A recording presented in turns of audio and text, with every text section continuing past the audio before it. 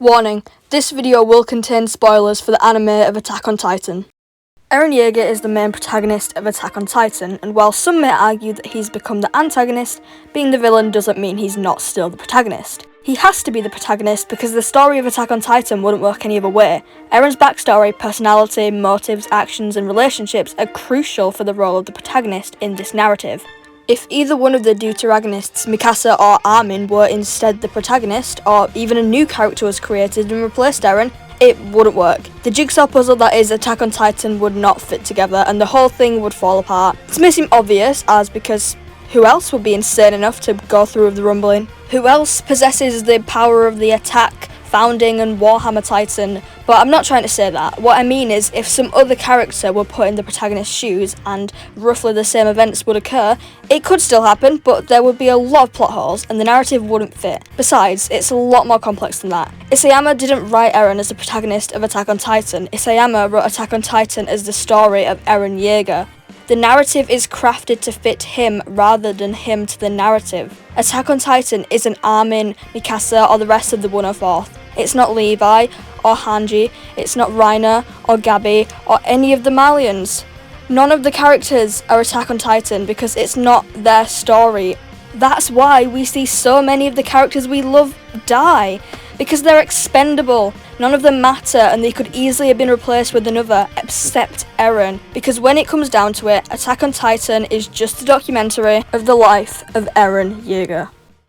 In Season 1 of our almost first impression of Eren's character at all is through his nightmare. The first shot is of blue flowers flowing free in the wind. Blue represents the sky and the sea, both of which symbolise freedom, and we know the sea has a deeper meaning from Season 3, because Armin's dream was to reach the ocean, and it was a pivotal point for Eren, who at that moment realised the sea did not symbolise freedom, but was in fact another wall. Two contrasting views representing the ongoing battle Eren is facing in his mind between his morals and himself. The colour blue is associated with freedom, but also meanings of depth, loyalty and wisdom. Traits we don't truly realise Eren possesses until later in Season 4. However, it can also be quite contrasting because blue is linked to calmness and stability, which is quite the opposite to Eren, who spends most of his screen time from Season 1 to 3 shouting or running, and while he may appear calmer in Season 4, he's definitely not stable.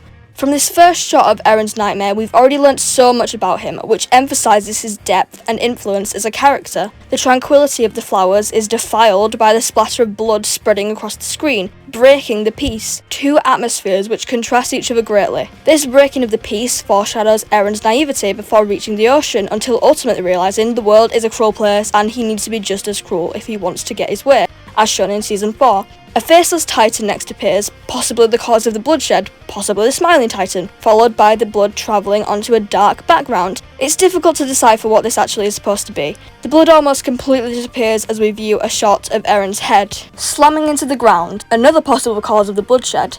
Eren is directly linked to the previous shots. This proves the meaning behind these shots are entirely to do with him as well as the plot of the anime, but it is all a representation of Eren as the audience's surrogate. The slamming of his head represents our overwhelmed sense from this sudden burst of imagery. Initially, afterwards, a lone windmill is exhibited, representing Eren's isolation through his goals and journey ahead, while also being a turning point for the dream, because it's at this point we realise that we're not just being shown a nightmare. This isn't simply Isayama using Eren's mind to introduce us to the complexities of his protagonist through symbolisation. We're looking at either memories or the future, and Isayama is basically summarising the whole story of Attack on Titan into these few seconds. The lone windmill is instantly surrounded by titans, most likely created by Zeke's Raw. Then a slightly blurred image of a titan consuming someone, most likely his mother, as Eren witnessed Carla's death and had tears in his eyes during this scene. Therefore, if we're witnessing this through Eren's eyes naturally, it's going to be blurry.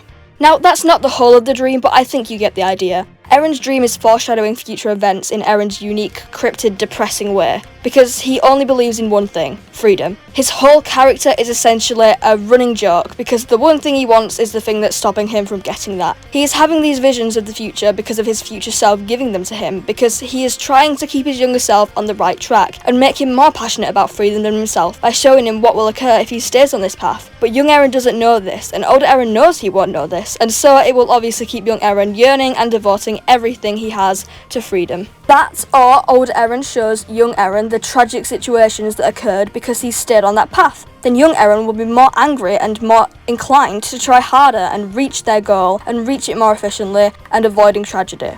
That's the end of this video. This is just part 1, so if you want to see the rest of my analysis, then press the like button and leave a comment for the algorithm. Bye!